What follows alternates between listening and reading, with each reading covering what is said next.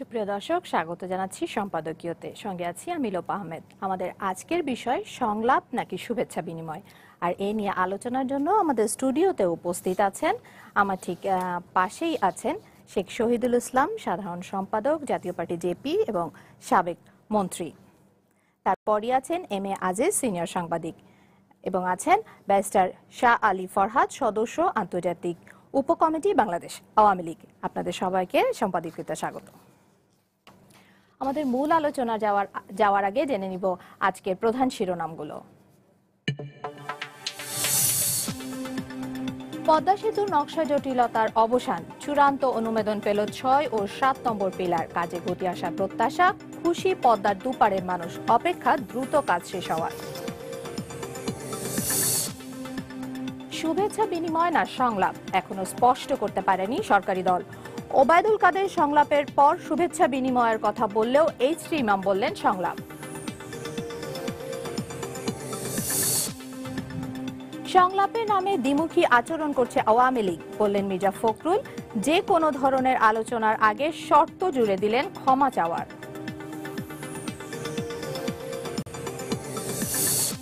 শাহজালাল বিজ্ঞান এবং প্রযুক্তি বিশ্ববিদ্যালয় মাস্টার্সের ছাত্রের আত্মহত্যার ঘটনায় সামাজিক যোগাযোগ মাধ্যমে সমালোচনার ঝড়, বিশ্ববিদ্যালয় কর্তৃপক্ষের তদন্ত কমিটি গঠন, রহস্য উদ্ঘাটনে তৎপর পুলিশ। এবং বিয়ে ভেঙে দেয়ায় মাদারীপুরে বখাটের হামলায় মাধ্যমিক শিক্ষার্থী গুরুতর আহত, বিচার দাবি সহপাঠী ও স্বজনদের।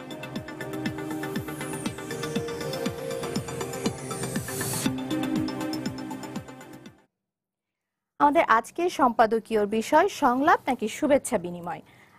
গত ৩ দিন ধরে এই বিষয়টা নিয়ে একটা অস্পষ্টতা তৈরি হয়েছে। গত রোববার আওয়ামী লীগের সাধারণ সম্পাদক ওবায়দুল কাদের বলেছেন গণভবনে রাজনৈতিক দলগুলোকে সংলাপের আহ্বান জানানো হবে।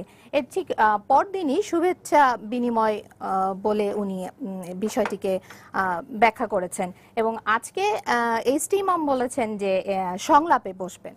আমি আসলে আমার আলোচনা শুরু করতে যাচ্ছি শেখ শহীদুল ইসলাম আপনাকে দিয়ে। এই যে সংলাপ হোক বা শুভেচ্ছা বিনিময় হোক, মানে যেটাই হোক, শব্দটাতে কি কোনো কিছু আসে যায় কিনা?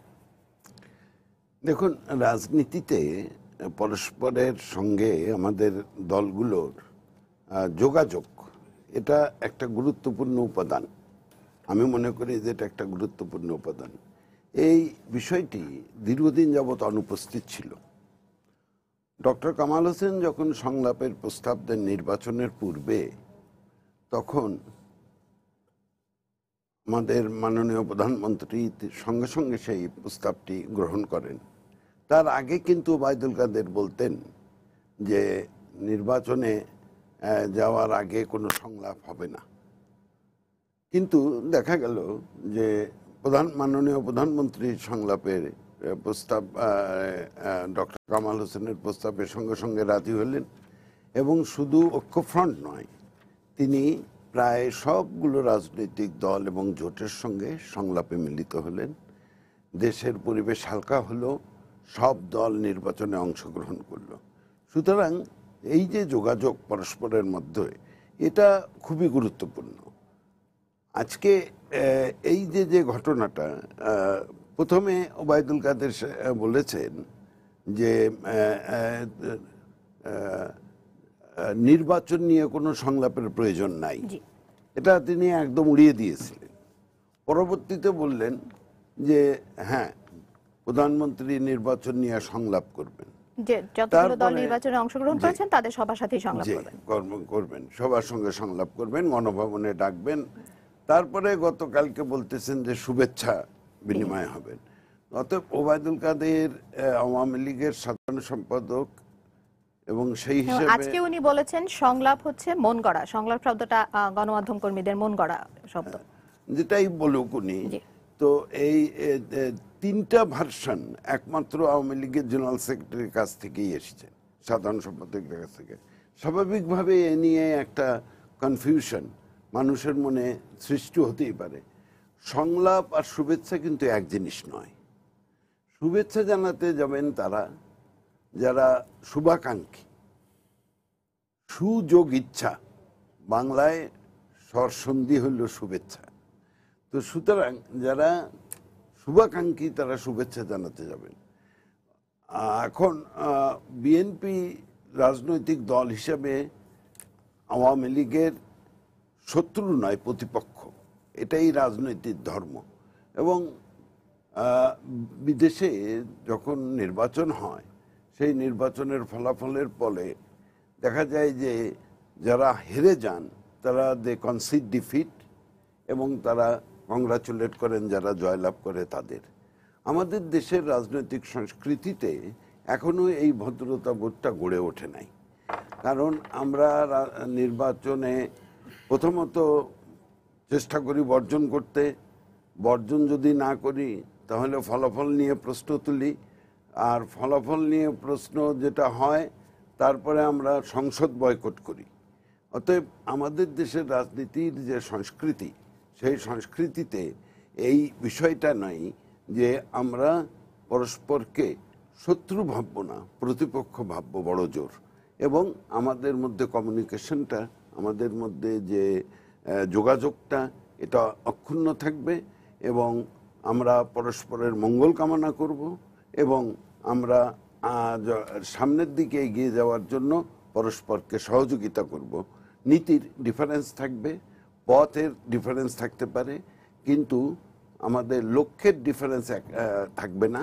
লক্ষ্য থাকবে একটাই, যে আমাদের দেশের মঙ্গল করব, জাতির মঙ্গল করব। তো সেই লক্ষ্যে আজকে যদি মাননীয় প্রধানমন্ত্রী ডাকেন, তাহলে এইটা শুভেচ্ছা জ্ঞাপনের জন্যই ডাকুন আর সংলাপের জন্যই ডাকুন।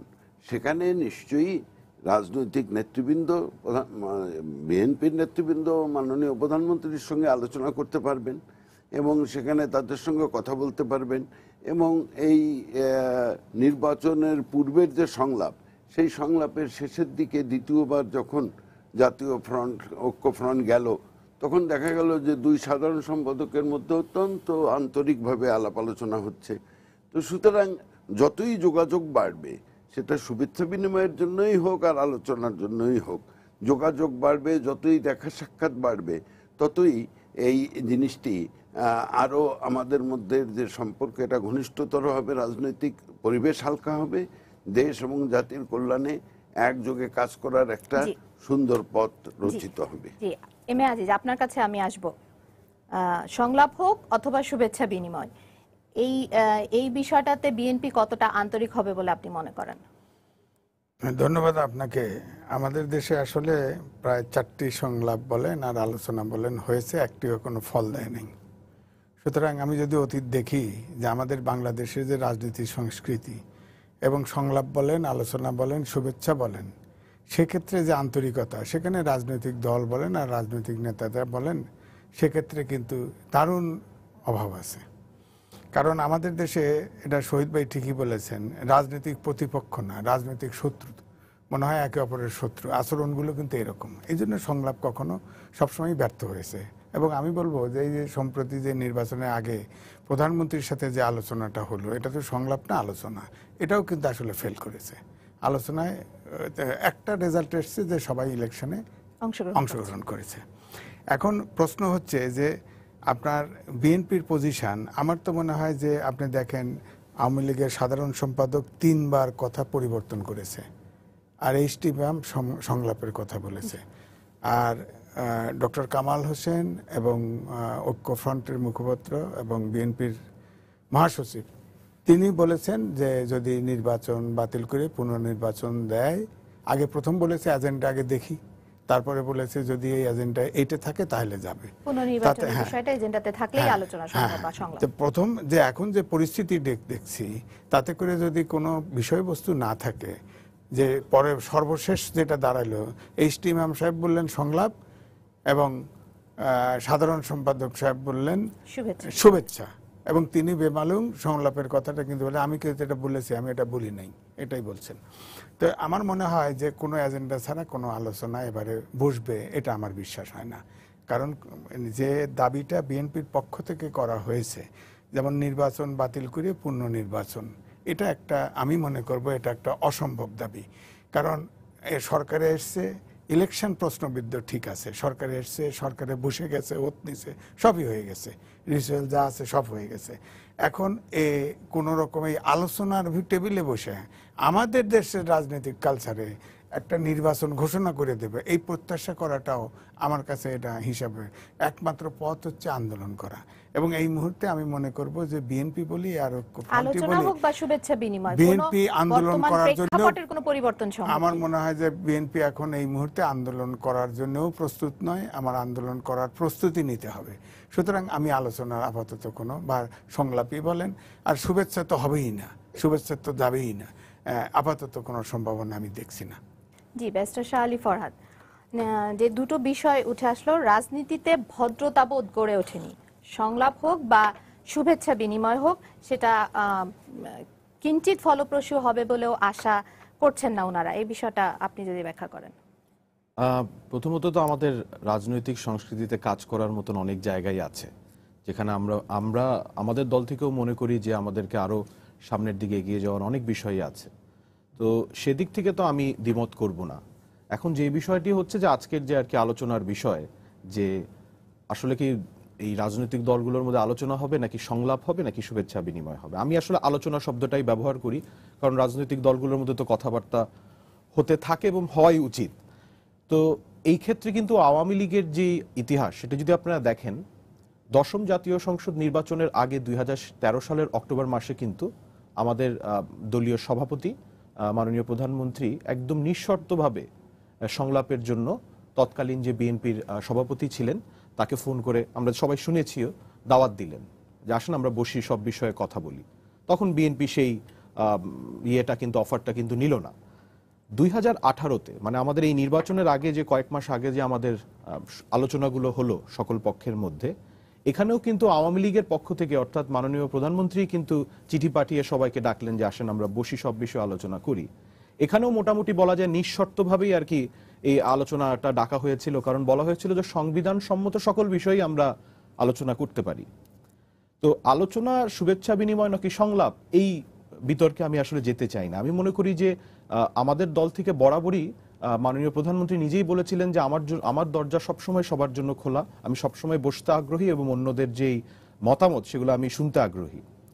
তো এখানে যে বিষয়টা মাথায় রাখতে হবে যে এই বিষয়টা ফলপ্রসূ হবে কিনা, যে বিষয়টা আপনি বললেন, এখন যদি একদম খুবই স্ট্রিনজেন্ট আপনি কন্ডিশন ইম্পোজ করে দেন যে আমাদের যেই নির্বাচনটি হয়ে গেল কয়েকদিন আগে, পরে কিন্তু একটা সরকারও গঠন হয়ে গেছে, সবাই শপথ নিয়ে ফেলেছেন, কাজও শুরু হয়ে গেছে এই সরকারের, এই সময় যদি আপনি বলেন যে নির্বাচন বাতিল করা প্রসঙ্গেই খালি আলোচনা হতে পারে তাহলেই বিএনপি আসবে, এই ধরনের যদি মন মানসিকতা থাকে তাহলে আমার মনে হয় না এখানে কোনো ধরনের আলোচনায় বসারই আসলে কোনো দরকার আছে। কিন্তু সেখান থেকে যদি আমরা সরে আসতে পারি, আমরা কয়েক মাস আগে যেই আলোচনাগুলো হয়েছিল সেখানে কিন্তু শুধু বিএনপি না, বাংলাদেশের সকল রাজনৈতিক দল এবং জোটগুলোকেই কিন্তু মাননীয় প্রধানমন্ত্রী আমন্ত্রণ জানিয়েছিলেন এবং তাদের সাথে খুব সৌহার্দ্যপূর্ণ পরিবেশে আলোচনাগুলো হয়েছিল। তো এখন যদি এই ধরনের কোনো আলোচনার আসলে উদ্যোগ নেওয়া হয় তাহলে আমি মনে করি এখানে শুধু নির্বাচনকে কেন্দ্র করে আসলে আলোচনা করলে এটা ফলপ্রসূ হবে না। এখানে আমাদেরকে আলোচনা করার জন্য অনেক বিষয়বস্তুই বাংলাদেশে আছে, আমাদের রাজনীতিতে আছে, আমাদের রাষ্ট্র ব্যবস্থা, আমাদের সরকার ব্যবস্থায় আছে, এগুলো নিয়ে আলাপ করতে হবে। এখানে সবচেয়ে বড় যে বিষয়টি সেটি হচ্ছে যে সংলাপের জন্য যেই ক্ষেত্রটি দরকার সেটা আমাদের তরফ থেকে কিন্তু প্রস্তুত আছে। আমরা কিন্তু বরাবরই চেয়ে আসছি যে সবসময় রাজনৈতিক দলগুলোর মধ্যে আলোচনা হোক, কিন্তু এই মুহূর্তে যদি এই ধরনের কোনো আসলে শর্ত জুড়ে দেওয়া হয় এবং খুব শক্ত একটা শর্ত জুড়ে দেওয়া হয় তাহলে আমার মনে হয় না যে আলোচনা ফলপ্রসূ হবে বা এখানে আলোচনা হওয়ারই কোনো প্রশ্ন উঠে। আমি আশা করব যে বিএনপি এই ধরনের কোনো শর্তারোপ থেকে আস্তে আস্তে সরে আসবেন এবং একটা খোলা মন নিয়ে আলোচনায় বসার তাদের একটা উদ্যোগ আমরা দেখতে পাবো। জি, আমি শেখ শহীদুল ইসলাম, আমি আপনার কাছে আসব। উনি ছাড়লেন শর্তের কথা দিয়ে এবং আপনি একটা কথা বলেছেন রাজনীতিতে ভদ্রতা বোধ তৈরি হয়নি। আজকে বিএনপির মহাসচিব মির্জা ফখরুল ইসলাম আলমগীর বলেছেন আওয়ামী লীগের সাধারণ সম্পাদক ওবায়দুল কাদেরকে স্টেডিয়ামে গিয়ে ক্ষমা চাইতে হবে, তাহলেই কোনো ধরনের আলোচনা হতে পারে। তার যে এই মন্তব্য, এটাকে আপনি কিভাবে ব্যাখ্যা করবেন? দেখুন, এই যে রাজনীতিতে যে স্টেডিয়ামে যে ক্ষমা চাইতে হবে, এটা একটা দলের সাধারণ সম্পাদক কিভাবে আর একটা দলের, যে দল সরকারি দল, বৃহৎ আর একটি দল, সে দলকে বলে, এটা আমি বুঝতে পারি না। এটা একটা সম্পূর্ণ অরাজনৈতিক মন্তব্য। সেজন্য আমি এই অরাজনৈতিক মন্তব্য সম্পর্কে কোনো মন্তব্য করতে চাই না। এজন্য যে এই মন্তব্য করতে গেলে আমাকেও আর একটা হয়তো অরাজনৈতিক কথাবার্তা বলতে হবে। আসলে বিএনপি কি চায় সেটা তারা এখন জানে না। এখন বিএনপি নির্বাচন যেহেতু মানে একটা বিপর্যস্ত অবস্থার মধ্যে আছে, তাদের উচিত সর্বপ্রথমে নিজেদের আত্ম অনুসন্ধান করা যে কেন এরকমের ঘটলো। তারা বলেন যে সরকার একটা নীল নকশা তৈরি করে রাখছিলেন। রাজনীতিতে কিন্তু অপরপক্ষ ষড়যন্ত্র করছে কিনা, নকশা তৈরি করছে কিনা সেটাও জানা, এটাও কিন্তু রাজনৈতিক একটা কর্তব্যের। এটা এবং সেইটাকে কাউন্টার করার জন্য, সেইটাকে ভয়েড করার জন্য, সেটাকে বাতিল করার জন্য নিজে আর একটা কৌশল অবলম্বন করা, এটাও রাজনীতির একটা কৌশল। এটা আপনাকে বুঝতে হবে। এখন দেখুন, রাজনীতিতে যদি নীল নকশা আওয়ামী লীগ করে থাকে, তাহলে বিএনপির উচিত ছিল একটা হলুদ বা সবুজ নকশা করা, যেটা দিয়ে ওই নীল নকশাটাকে তারা ঘায়েল করতে পারে। তারা তো সেটা করতে পারলো না। এখন নির্বাচনে পরাস্ত হয়ে তাদের নেতা এবং কর্মীদের মতামত, পুরো পোস্ট ইলেকশন সিচুয়েশন, যেটি নির্বাচন উত্তর যে অবস্থা, রাজনৈতিক অবস্থা, সেটার একটা সম্পূর্ণ পর্যালোচনা। কেন বিএনপির প্রার্থীরা নির্বাচনে যথাযথভাবে অংশগ্রহণ করলো না, কেন তারা এজেন্ট পাঠালো না, এজেন্ট দিতে তাদের ব্যর্থতা কোথায়, এগুলো নিয়ে তারা আলাপ আলোচনা, এগুলো খুবই প্রয়োজন ছিল তাদের জন্য। কিন্তু তার পরিবর্তে নিজেদের ব্যর্থতাটা ঢাকার জন্য তারা এখন যদি নির্বাচন বাতিল চান, যে কথা আজিজ ভাই বলেছেন, যে এটা কিন্তু সম্ভব নয়। এটা বিএনপিও জানে এবং এটা একটা দাবি জানানোর জন্য, দাবি জানানো ছাড়া আর কিছু নাই। বরং আমার মনে হয় যেটা তাদের বলা প্রয়োজন, এই সরকারকে তাদের কিছু মেসেজ পৌঁছানো উচিত সরকারের কাছে, যে তারা তাদের যে সমস্ত কর্মীরা, যেটা তারা আগে বলতো বিভিন্ন স্থানে তাদের যে মামলা মোকদ্দমা, কর্মীরা কারাগারে আছে, এসব বিষয়ে তারা আলোচনা করতে পারে সরকারের সঙ্গে। এবং তাদের আরেকটি যে বিষয়ে তাদের প্রয়োজন, সেটি হলো যে তারা যাতে রাজনৈতিক গণতান্ত্রিক অধিকার ভোগ করতে পারে নিরঙ্কুশভাবে, সে বিষয়ে তারা আলোচনা করতে পারে। কিন্তু তার পরিবর্তে তারা যে শর্ত দিল, এই শর্ত যদি তারা দিয়ে থাকে, তার মানে বুঝতে হবে যে তারা আলোচনায় আগ্রহী না, তারা এই শুভেচ্ছা জানাতে আগ্রহী না, এবং তারা একটা রাইভালরি, যেখানে পরস্পরের সঙ্গে একটা সমঝোতা প্রয়োজন, সেখানে একটা সংঘাতের সিচুয়েশন তারা তৈরি করার জন্য চেষ্টা করছে। এখন এই সংঘাতের সিচুয়েশন তৈরিও কখনো কখনো রাজনীতিতে প্রয়োজন হয়, কিন্তু বিএনপি এর আগের নির্বাচনে 2008-এর 14 নির্বাচনে হেরে সংঘাত সৃষ্টি করে তারা দেখেছে যে তাদের পরিণতি খুব ভালো হয়নি। এবং তারা সেদিন যে সন্ত্রাসের রাজত্ব কায়েম করেছিলেন বিভিন্ন জায়গায় বিভিন্নভাবে, এই যে আজকে পুলিশ, তারা বলে যে প্রশাসন তাদের বিরুদ্ধে, প্রশাসনকে তো বিএনপি ঠেলে আওয়ামী লীগের পক্ষে দিয়ে দিয়েছে। তারা প্রশাসনকে অ্যাটাক করে সবসময় কথা বলেছে, পুলিশকে অ্যাটাক করে কথা বলেছে, পুলিশের উপরে হামলা করেছে, বোমা হামলা করেছে, হত্যা করেছে পুলিশকে। তো পোলিং সেন্টার পুড়িয়ে দিয়েছে, স্কুল ঘর পুড়িয়ে দিয়েছে।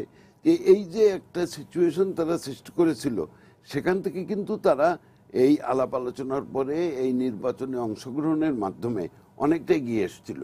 কিন্তু তারা যে কথা বলেছিল যে নির্বাচনকে আমরা একটা সংগ্রাম বা আন্দোলনের অংশ হিসাবে নেব, সেটা তো আমরা দেখলাম না নিতে।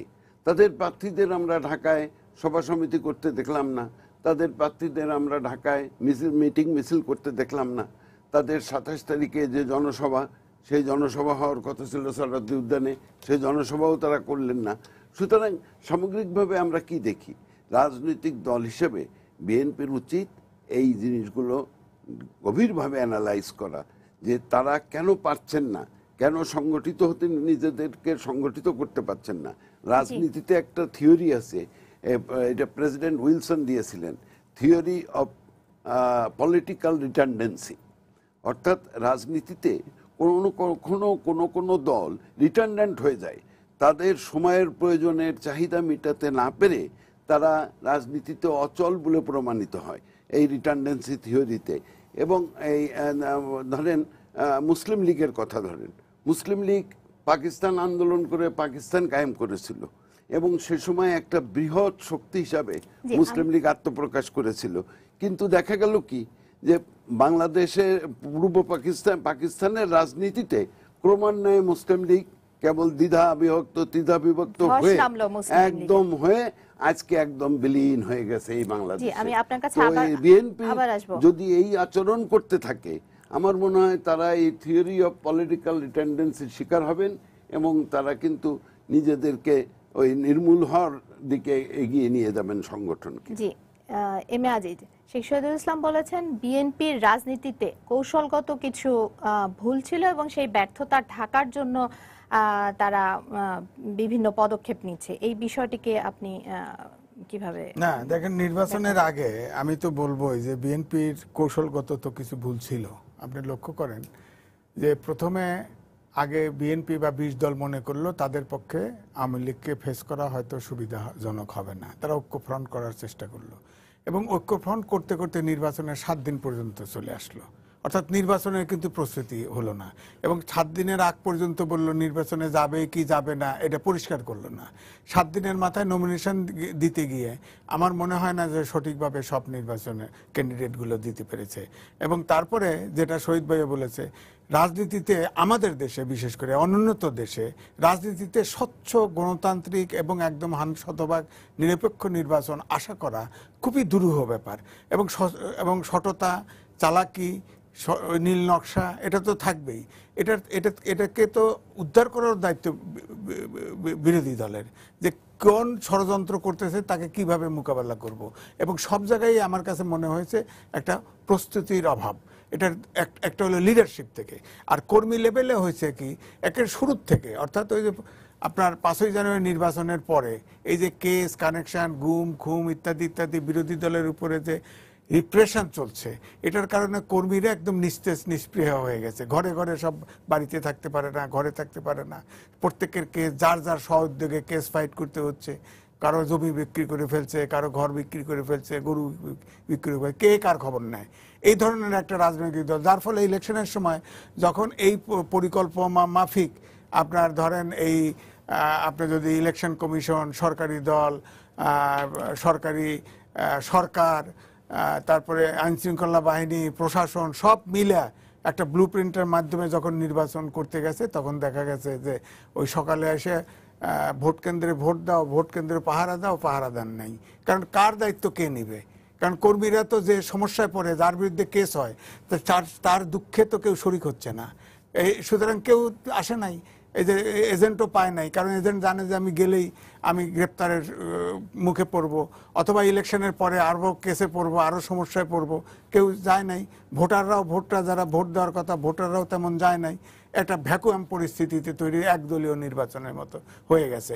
সুতরাং প্রস্তুতির তো অভাব ছিল। এবং এখন যে দাবিটা তুলছে, এই দাবিটা হলো আন্দোলন করে দাবি আদায়ের কথা, যে পুনর্নির্বাচন আপোষে বৈঠকে হবে। এটা তো পাগলেও বিশ্বাস করে না আমাদের দেশে হইতে পারে, হ্যাঁ, কেউ বিশ্বাস করবে না। এটা আন্দোলনে হবে। তো বিএনপি কি এখন আন্দোলনের জন্য প্রস্তুত? সংগঠনটা অসংগঠিত, বা আপনার হেড অফিস থেকে গুলশান আর আপনার পল্টন থেকে কমিটি করে করে দিয়ে সংগঠনটা, ছাত্রদল এত শক্তিশালী ছাত্রদল ছিল, সেই ছাত্রদলটা এখন পাওয়া যায় না। সুতরাং সংগঠনকে আগে সংগঠিত করতে হবে। হ্যাঁ, সংগঠনকে আগে সংগঠিত করতে হবে, আন্দোলনের জন্য উজ্জীবিত করতে হবে, কর্মীদের আস্থায় ফিরে আনতে হবে, তাছাড়া আন্দোলন হবে না।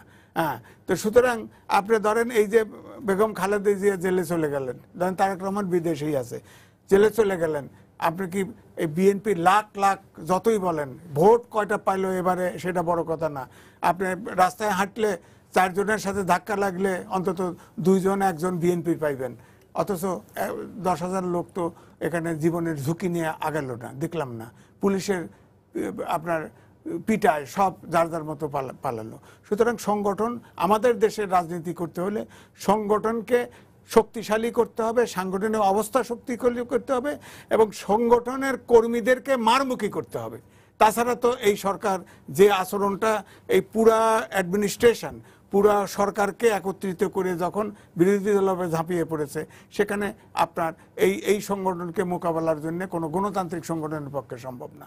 হ্যাঁ, এটা আগের মতো বামপন্থী যদি থাকতো, জাসদের মতো গণবাহিনী থাকতো, তারা ফাইট করতে পারতো। বিএনপির পক্ষে এই সরকারকে ফাইট করতে হলে নতুন করে ভাবতে হবে।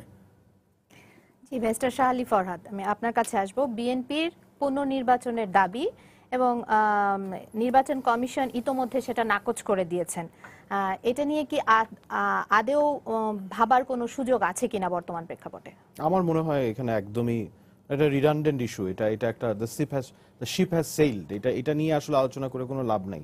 বাট এখানে ওনার সাথে কথার একটা বিষয়ে সূত্র ধরে একটা জিনিস বলতে চাই, যে আসলে শুধু সাংগঠনিক বা কৌশলগত কিছু ভুল বা দুর্বলতার জন্যই বিএনপির আজকের এই অবস্থা, এটা ভাবলে কিন্তু বিএনপির জন্য ক্ষতি হবে। আমি হতে পারি তাদের প্রতিপক্ষ দলের একজন, কিন্তু আমি মনে করি তাদের আরো গভীরভাবে ভাবা উচিত যে জনপ্রিয়তা একটা বড় বিষয় নির্বাচনে। আজকে উনি যে বলছেন যে বিএনপির লোকজন যারা সমর্থক তারা রাস্তায় নামছে না কেন, রাস্তায় নামছে না কারণ যারা সমর্থক এককালে ছিল তারাও আজকাল নিজেরা সন্দিহান যে তারা সমর্থক থাকতে চান কিনা। এই জনপ্রিয়তার বিষয়টা কিন্তু আপনাকে দেখতে হবে। প্রথমত যে জিনিসটা আসছে, এই শহীদুল ভাই যেটা বলছিলেন যে বিএনপির তো একসময় একটা মোটামুটি ভালো জনপ্রিয়তা ছিল। তো আপনি যদি জনমত জরিপগুলো, আন্তর্জাতিক সংগঠনগুলো যে জনমত জরিপগুলো করেছিল গত কয়েক বছরে, সেগুলো যদি দেখেন, 2014 সালের নির্বাচনের আগ পর্যন্ত কিন্তু বিএনপির মোটামুটি আওয়ামী লীগের সাথে যে ব্যবধান, সেটা 10%-এর আশেপাশে থাকতো সবসময়। অর্থাৎ আওয়ামী লীগ এগিয়ে থাকলে সেটা 10%-এর বেশি এগিয়ে থাকার বিষয় না। সেই ক্ষেত্রে আপনি যখন যারা আনডিসাইডেড বা সিদ্ধান্ত যারা নেন না, সুইং ভোটার্স যাদেরকে আমরা বলি, ওইটা হিসাব করলে 10%টা খুব বড় মার্জিন না। 2013 সালের পর 2018 সাল পর্যন্ত আমরা যে কয়টা জরিপ দেখছি, সেখানে আমরা দেখছি যে বিএনপির জনপ্রিয়তার গ্রাফটা কিন্তু নেমেই যাচ্ছে। এগুলো কিন্তু আন্তর্জাতিক সংগঠনগুলো করার জরিপগুলোর কথা আমি বলছি।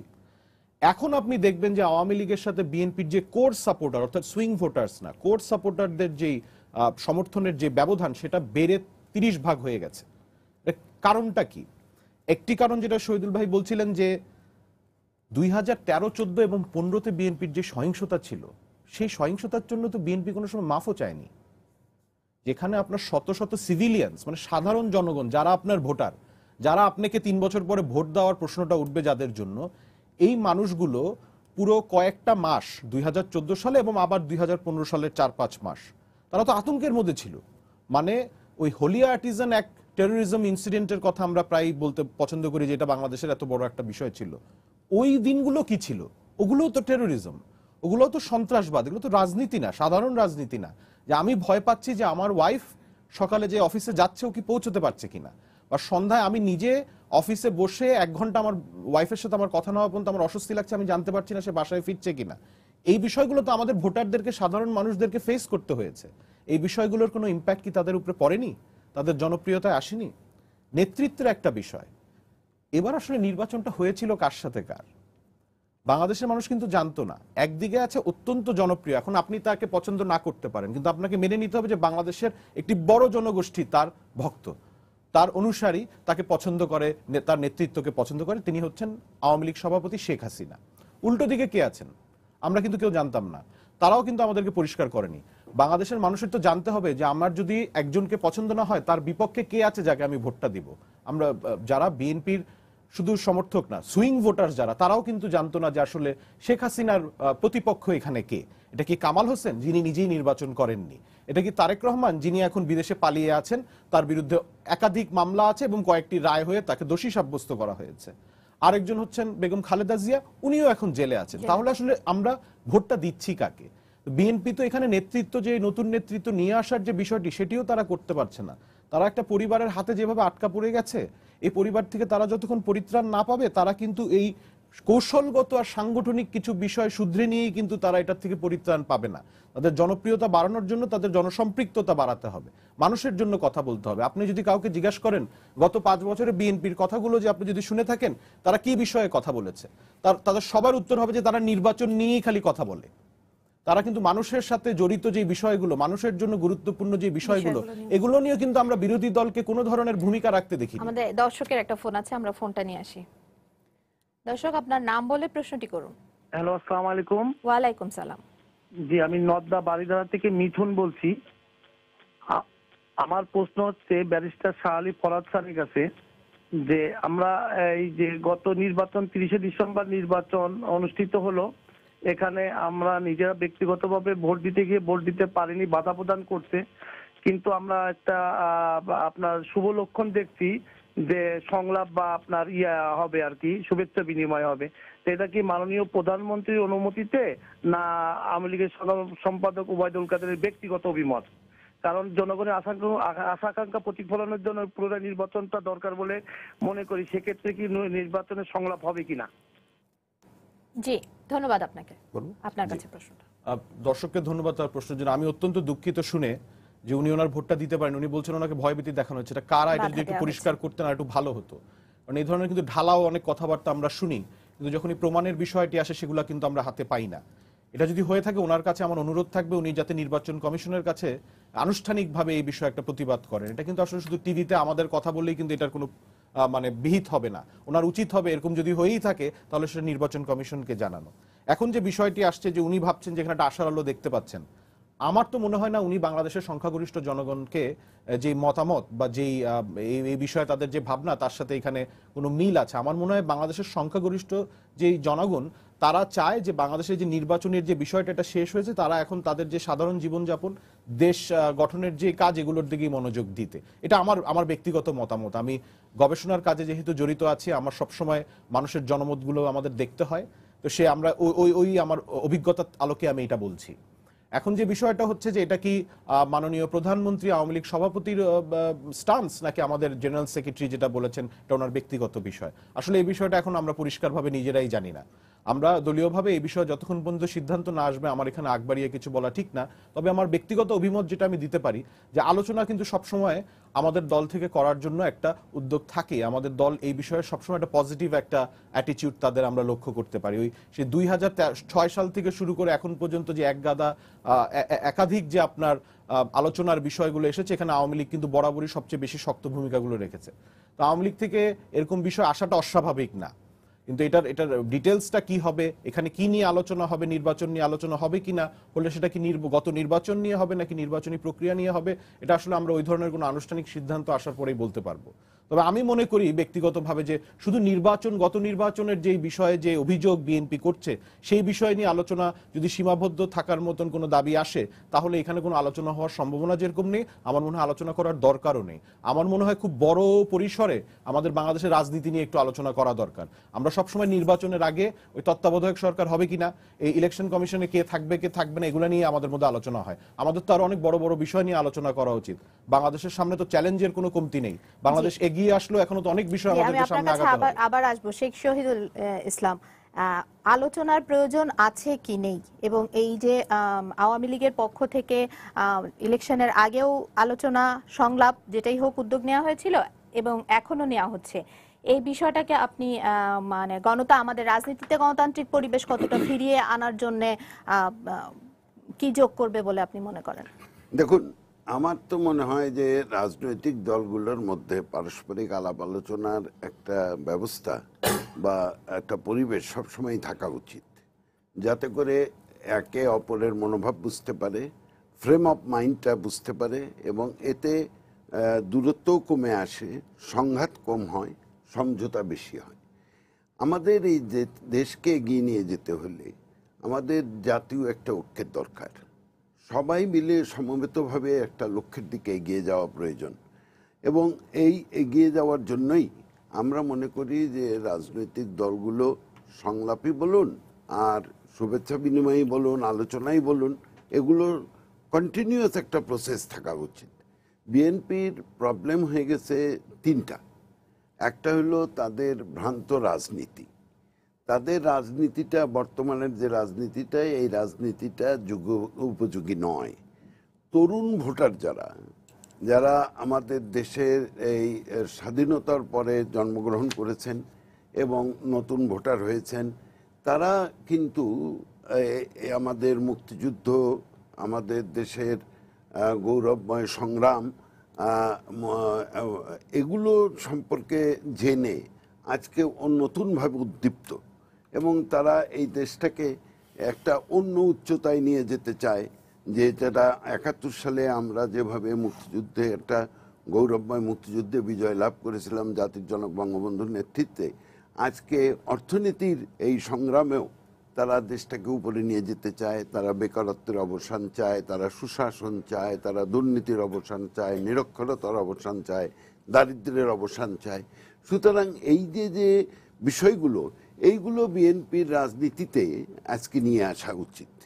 কিন্তু এইখানে দেখি বিএনপি ওই যে কথা ব্যারিস্টার ফরহাদ বলেছেন, যে একটা ভ্রান্ত রাজনীতির শিকার মনে হয় বিএনপি এক্ষেত্রে হচ্ছেন, এবং যেহেতু রাজনীতিটা ভ্রান্ত, সেহেতু তাদের যে কৌশল, সেই কৌশলটাও ভ্রান্ত একটা কৌশলের মধ্যে পড়ে যাচ্ছে। স্ট্র্যাটেজিটা তারা ঠিক মতন নিতে পারছেন না, ফলে জনবিচ্ছিন্নতা এসে যাচ্ছে তাদের মধ্যে।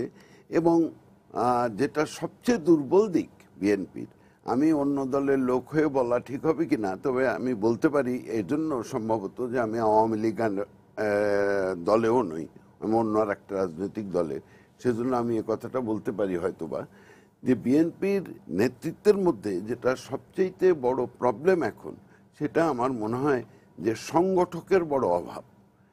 কেবলমাত্র এন্টি আওয়ামী লীগ সেন্টিমেন্ট, এটাকে যদি পুরো বিএনপি সমর্থন হিসেবে চিহ্নিত করা হয় তাহলে কিন্তু ঠিক হবে না।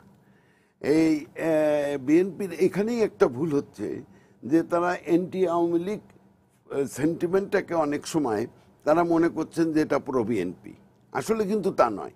সুতরাং তাদের তিনটে কাজ করা একান্ত অপরিহার্য এখন। একটা হলো রাজনীতিকে যুগোপযোগী করা, এবং এই যুগোপযোগী রাজনীতি বলতে আমি বুঝাই যে রাজনীতির মধ্যে এই যে আমাদের জাতীয় সমস্যা যেগুলো আছে, অর্থনৈতিক উন্নয়ন, আমাদের বেকারত্ব দূরীকরণ, আমাদের সাধারণ মানুষের ভাগ্য উন্নয়ন, দারিদ্র্য দূরীকরণ, এগুলো নিয়ে তাদের কিছু কর্মসূচি দেওয়া উচিত।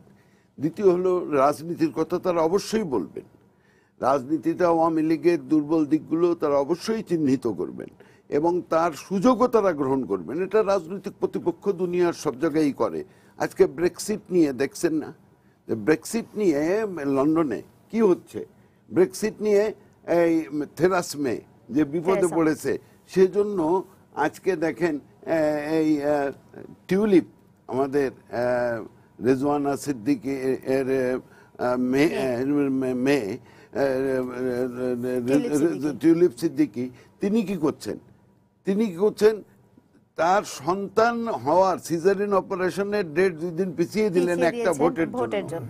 তো সুতরাং সেন্সিটিভ অনেক ইস্যু থাকে, তো বিএনপি তো কোনো ইস্যুই তৈরি করতে পারে নাই। তারা এই যে আজিজ সাহেব যে বলছেন যে আন্দোলন করবেন, আন্দোলন করতে হলে তো তাকে কিছু ইস্যু তৈরি করতে হবে। আমি এবার আপনার কাছে আসবো। আপনি বলেছেন যে বিএনপির সাংগঠনিক দুর্বলতাগুলো কাটিয়ে ওঠা দরকার। ব্যারিস্টার শাহ আলী ফরহাদ বলেছেন বিএনপির যে জনপ্রিয়তা এখনো সাধারণ মানুষের মাঝে আছে, সেই বিষয়টা মাথায় রেখে তাদেরকে এগিয়ে যাওয়া উচিত। এবং শেখ শহীদুল ইসলাম বলেছেন যে বিএনপির মধ্যে ভ্রান্ত রাজনৈতিক ধারণা রয়েছে এবং তরুণ ভোটারদেরকে তারা কাছে টানতে পারছেন না। এবং বেগম জিয়ার কারাগারে থাকা, তারেক রহমানের দেশের বাইরে থাকা, সব পরিস্থিতি মিলিয়ে বর্তমানে বিএনপির পক্ষে কি পদক্ষেপ নেওয়া উচিত বলে আপনি মনে করেন তাদের ইমেজ ফিরিয়ে আনার জন্য? অনেক প্রশ্ন, জি, অনেকগুলো প্রশ্ন আপনার কাছে, একসাথে বলার চেষ্টা করব। দেখেন, বিএনপি কোনো মিশনারিজ পার্টি নয়, দাঁড়ে দাঁড়ে গিয়ে সমর্থক গুছায় ফেলবে এমনটিও না। আগে সংগঠন শক্তিশালী করতে হবে।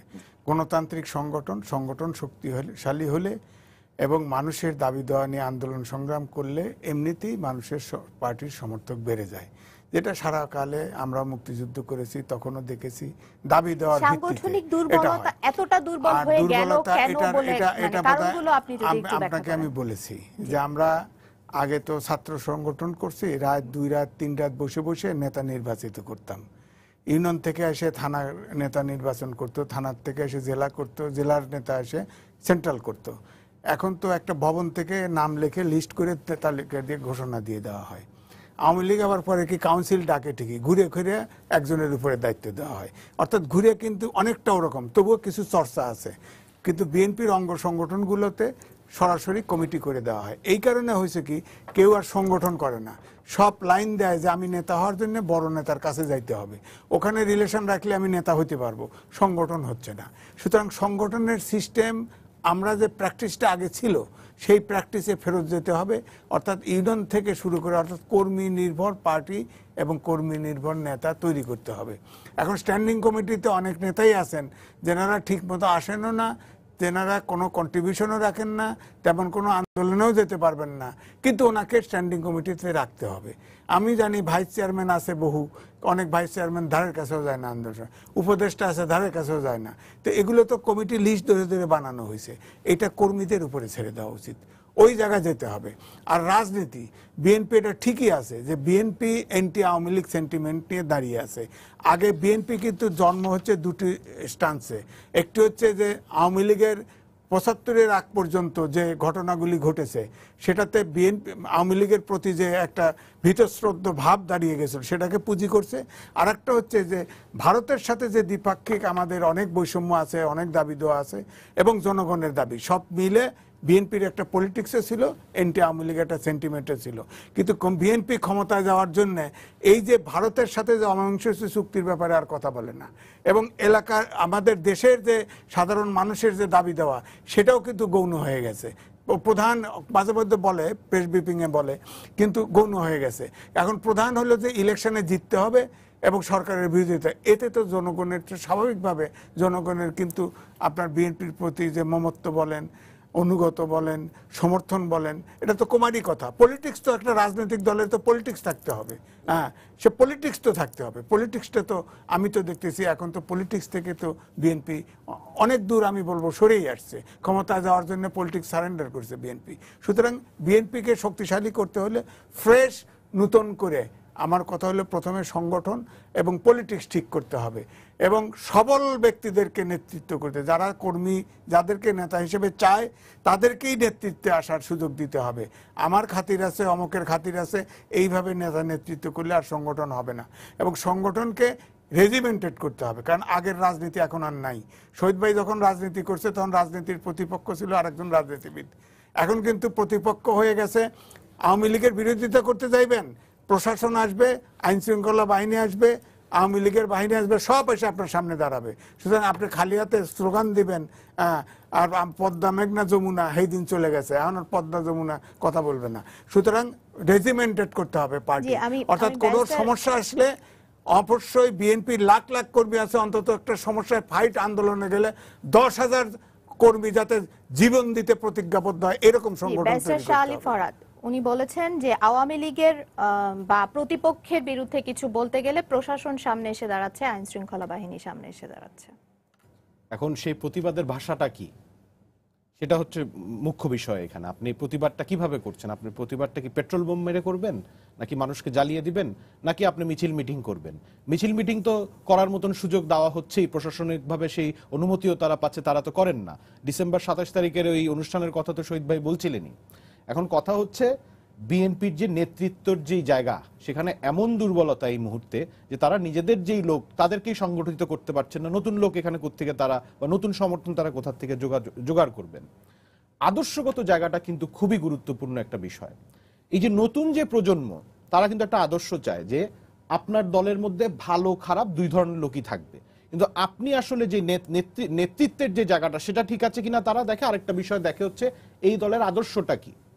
এখন আওয়ামী লীগ তো বরাবরই আওয়ামী লীগের আদর্শের ব্যাপারে খুব পরিষ্কার।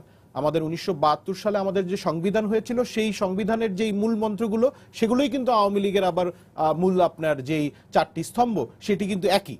তো আওয়ামী লীগের আদর্শগত জায়গায় কিন্তু কোনো সময় কোনো রহস্যের বিষয় নেই যে আমরা what do we stand for, everybody knows that. এখন আপনি দ্বিমত করতে পারেন যে আমরা কতটুকু সেটা পালন করতে পারছি in practice, that is a different issue. আরেকটা বিষয় হচ্ছে বর্তমান যে আওয়ামী লীগের নেতৃত্ব, উনি তো গত ১০ বছরে নতুন একটা আইডিওলজিক্যাল বিষয় বাংলাদেশের পলিটিক্সে নিয়ে আসছেন, যেটাকে আমরা বলছি পলিটিক্স অফ ডেভেলপমেন্ট বা উন্নয়নের রাজনীতি। এখানে আমাদের সুশীল সমাজ বলেন, আমাদের টিভি মিডিয়াতে আমরা যে বিষয়গুলো নিয়ে কথা বলি সবসময় কিন্তু সেই বিষয়গুলো বাংলাদেশের মানুষের জীবনের জন্য সবচেয়ে গুরুত্বপূর্ণ বিষয় না। যেরকম ডিজিটাল সিকিউরিটি অ্যাক্ট নিয়ে আমার ধারণা 200-300 ঘন্টা পর্যন্ত টক টাইম এই টক শোগুলোতে দেওয়া হয়েছে। হ্যাঁ, কিন্তু এই ডিজিটাল সিকিউরিটি অ্যাক্ট নিয়ে বাংলাদেশের আসলে কত শতাংশ মানুষ ভাবেন, এটা যদি আপনারা একটা জরিপ বা গবেষণা করেন আপনারা বের করতে পারবেন যে মিনিস্কিউল একটা অ্যামাউন্ট হবে। ওই জায়গায় তারা হয়তো ভাবছেন যে ইলেকট্রিসিটি 92% আছে, এটা 100% কবে হবে। আগে 23 ঘন্টা লোডশেডিং হইতো, এখন 1 ঘন্টা লোডশেডিং হয়ে 1 ঘন্টাটা কবে যাবে। এই ধরনের উন্নয়নমূলক কথাবার্তা হচ্ছে বাংলাদেশের মানুষের মূল জায়গা, চিন্তার জায়গা। এই জায়গায় কিন্তু একটা নতুন আদর্শ নিয়ে আসছেন এই বর্তমানে যে প্রধানমন্ত্রী আমাদের আওয়ামী লীগ সভাপতি শেখ হাসিনা। এটার অল্টারনেটিভটা আমরা উল্টা পাশ থেকে কি পাচ্ছি? কিছু তো পাচ্ছি না। আপনি যদি গত নির্বাচনের আগে দুটো দল বা দুটো জোটের যে ইশতেহার তারা প্রকাশ করেছে সেটা দেখেন, তাহলে আপনারা বুঝতে পারবেন যে কে টকশো দেখে এবং পত্রিকা পড়ে ইশতেহার বানাইছে, আরেকজন হচ্ছে আসলেই দেশ গত 10 বছর ধরে চালানোর যে অভিজ্ঞতা সে অভিজ্ঞতার আলোকে ইশতেহার কারবার। এটা আপনার বুঝতে একটু অসুবিধা হবে না। তো ওই জায়গাতেও কিন্তু বিএনপির জোর দিতে হবে। জি, আমার হাতে সময় খুব কম, আমি শেষ করব শেখ শহীদুল ইসলাম আপনাকে দিয়ে। আলোচনা থেকে যেটা বোঝা গেল যে বিএনপি অনেকটাই জনবিচ্ছিন্ন হয়ে পড়েছে, কিন্তু এরপরেও একাদশ জাতীয় সংসদ নির্বাচনে জাতীয় ঐক্যফ্রন্ট, বিএনপি সহ জাতীয় ঐক্যফ্রন্ট যে 7টি আসন পেয়েছে, সেই 7টি আসনের জন্য শপথ নিতে সংসদে না যাওয়ার সিদ্ধান্তটা কতটা গণতান্ত্রিক বলে আপনি মনে করেন?